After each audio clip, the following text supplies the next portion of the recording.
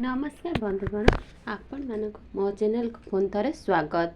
आज भिडियो मु आज कहवाक चाहूँगी एही वर्ष सावित्री व्रतर शुभ समय केतबेले रहुछि। आपण सावित्री व्रतरे केउ सब भूल रु वंचित रहिबा उचित, केउ महिला मानकु व्रत न करिबा उचित, पूजा करिबा समय रे केउ सब भूल करिबा अनुचित, माँ सावित्री को कौन चढ़ाइबा उचित कौन न चढ़ाइबा उचित। तेबे बंधु माने एही तीनोटी जिनिस भूल भी माँ सावित्री को अर्पण करंतु नहीं, कारण एही जिनिस माँ सावित्री को अर्पण करिबा द्वारा आपणकर स्वामींकर मंगल। तेबे बंधु माने सावित्री व्रत हिंदू धर्मर विवाहित नारी मानकर एक गुरुत्वपूर्ण पर्वटी अटे। एही व्रतटी को आमे वर्षकर थरेटिए पालन करिथाउ। मात्र एही वर्षटी को प्रत्येक विवाहित नारी माने निष्ठार सहित पालन करिथांती, कारण एही व्रतटी सेमानक स्वामींकर दीर्घायु एवं मंगल कामना करिबा पई व्रत पालन करिथांती। कारण एपरि मान्यता रखिछि जे एही व्रत आपण निष्ठार सहित पालन करिबा द्वारा आपणकर स्वामी आयु दीर्घ होइथाय, एणु तांकर जीवन मंगलमय होइथाय। अखंड सौभाग्यवती आशीर्वादर प्राप्ति एवं संतान प्राप्ति उद्देश्य एही व्रत पालन करा जायथाय। माँ सावित्री बरगछर पूजा करी स्वामींकर दीर्घायु कामना करिथाते। एही सावित्री व्रतटी सेई महिला माने पालन करिथांती जेउ माने प्रकृतरे स्वामींकर मंगल कामना करिथांती, दीर्घायु कामना करिथांती, जेउ नारी माने निजर स्वामी मानक चरण रे समर्पित करिथांती, 7 जन्म पाई तांको स्वामी रूप रे पाइबा पाई चाहिथांती, सेई महिला माने निष्ठार सहित एही व्रतटी को पालन करिथांती। जेपर्यंत आपणकर व्रत संपूर्ण न होइछि से पर्यंत आपण कौनसी खाद्य ग्रहण करिबा उचित नुहे। कौनसी खाद्य प्रति आसक्ति मनरे आनिबा अनुचित अटे। खाद्य प्रति लोभ आसवा द्वारा खाद्य खाइबा द्वारा आपणकर व्रत भंग हो जाए। माँ सावित्री मध्य क्रोधित होइथांती। तेबे आपण माने निज स्वामी स्त्री संपर्क को मधुर बनाइबा पई चाहुचंती, 7 जन्म पाई स्वामी स्त्री होइबा पई चाहुचंती, तेबे निष्ठार सहित आपण को एही स्वामी को पई व्रतटीए पालन करिबा को अछि। संपूर्ण विधि सहित एही व्रतटी को पालन करिबा द्वारा माँ सावित्री ठारू अखंड सौभाग्यवादर आशीर्वाद प्राप्त होइताय। आपणकर मध्य संपर्क मध्य भल रहित। 7 जन्म पाई आपण स्वामी स्त्री संपर्क रे बांधी होई रही थांती। यह केवल व्रत हुई न थाए, एही व्रत पछरे आपणकर स्वामींकर थिबा भल पाइबा एवं निष्ठापरतार मध्य एहा एक स्वरूप होइथाय। तो आपण आसंतु जानिबा व्रत रे माँ सावित्री को केउ जिनिस गुड़िक अर्पण करिबा अनुचित। पूजा रे एई गुड़िक को आपण यदि माने पूजा करती आपणकर व्रत भांगी जाइथाय, स्वामींकर मध्य अमंगल होइथाय। तेबे बंधु माने आपण माने जानती प्रत्येक वर्ष ज्येष्ठ मास अमावास्या तिथि रे माँ सावित्रींकर व्रत आमे पालन करिथाउ, जहा कि एही वर्ष जून 6 तारिख रे पड़ुछि। जून 6 तारिख दिन गुरुवार मध्य पड़ुछि। एही गुरुवार सकाळ 11:36 रु आरंभ होई 12:54 पर्यंत शुभ मुहूर्त रही अछि। एही मुहूर्त रे आपण सावित्री व्रत पालन करंतु, तेबे आपणकर अधिक शुभ फल प्रदान करिथाय। तेबे एही गुरुवार दिनटी भगवान विष्णुंकर अत्यंत प्रिय होइथाय। एही दिन धन लक्ष्मी योग मध्य बनिथाय। एही दिन रखाइथिबा व्रत आपणकर अधिक मध्य शुभ फल प्राप्ति होइथाय।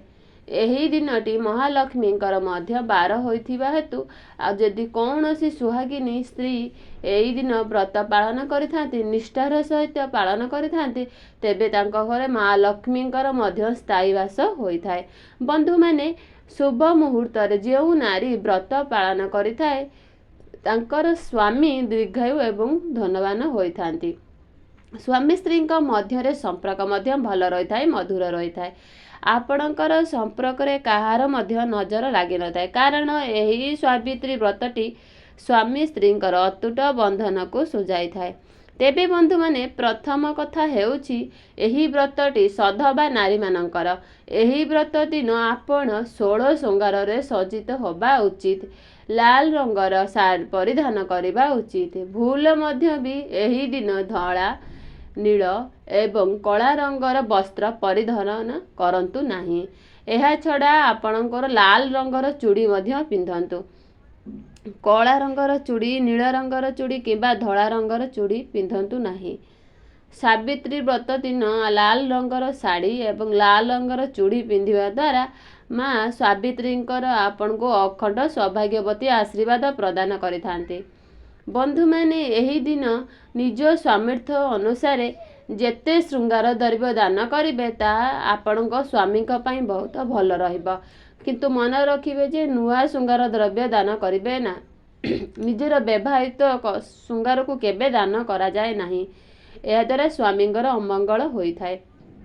ବନ୍ଧୁମାନେ ଶାସ୍ତ୍ରରେ ବର୍ଣ୍ଣନା କରାଯାଇଛି ଯେ ସାବିତ୍ରୀ ବ୍ରତ ଦିନ ଯେଉଁମାନେ ବ୍ରତ ପାଳନ କରିଥାନ୍ତି ସେମାନଙ୍କର ଲୁଣର ସେବନ କରିବା ଅନୁଚିତ ହୋଇଥାଏ। ଏହି ଦିନ ଲୁଣର ସେବନ କରିବା ଅନୁଚିତ। ଗୃହରେ କୌଣସି ସଦସ୍ୟ ମଧ୍ୟ ଏହି ଦିନ ମଦ, ମାଂସ ସେବନ କରିବା ଉଚିତ ନୁହେଁ, କାରଣ ଶାରୀରିକ ସମ୍ପର୍କ ରଖିବା ଉଚିତ ନୁହେଁ। ମନେ ରଖନ୍ତୁ, ସାବିତ୍ରୀ ବ୍ରତ ଦିନ ଆପଣ କୌଣସି ବି ନିଜ ଚୁଡ଼ି ଖୋଲିବେ ନାହିଁ, ଗଳାରୁ ମଧ୍ୟ ମଙ୍ଗଳସୂତ୍ର ଖୋଲିବେ ନାହିଁ। ଆପଣ ବ୍ରତର 2 ଦିନ ଆଗରୁ ନୂଆ ଚୁଡ଼ି ପିନ୍ଧି ନେଇଥିବେ। ସେହିଦିନ ପୂଜା କରିଥିବା ଚୁଡ଼ି ଉପରେ ହିଁ ପିନ୍ଧିପାରିବେ। ଚୁଡ଼ି କେବେ ଖୋଲି ହିଁ ପିନ୍ଧିବେ ନାହିଁ, କାରଣ ଏପରି କରିବା ଦ୍ୱାରା ସ୍ୱାମୀଙ୍କର ଅମଙ୍ଗଳ ହୋଇଥାଏ। ଆପଣମାନେ ହଳଦିଆ କିମ୍ବା ଲାଲ ରଙ୍ଗର ବ୍ରତ ଧାରଣ କରିପାରିବେ। ବ୍ରତକୁ ସର୍ବଦା ନିଜର ଡାହାଣ ହାତରେ ଧାରଣ କରିବେ। ତାପର ଦିନ ସ୍ନାନ ସାରି ଠାକୁର ପୂଜା କରିବା ସାରିଲା ପରେ କୌଣସି ବ୍ରତ କରିସାରିଲା ପରେ ତାକୁ ନେଇକି କୌଣସି ଜଳାଶୟ ଗଛ କିମ୍ବା କଦଳୀ ଗଛ ମୂଳେ ପୋତି ଦେବେ। ତେବେ ବନ୍ଧୁମାନେ ଆପଣ ଏହି ବ୍ରତର ସବୁ ପ୍ରକାର ଫଳ ପୂଜା କରିପାରିବେ। ଯଦି ଆପଣ ସବୁ ପ୍ରକାର ଫଳ କିଣିବାକୁ ସମର୍ଥ ନୁହନ୍ତି, 5 ପ୍ରକାର ଫଳ ପୂଜା କରିପାରିବେ।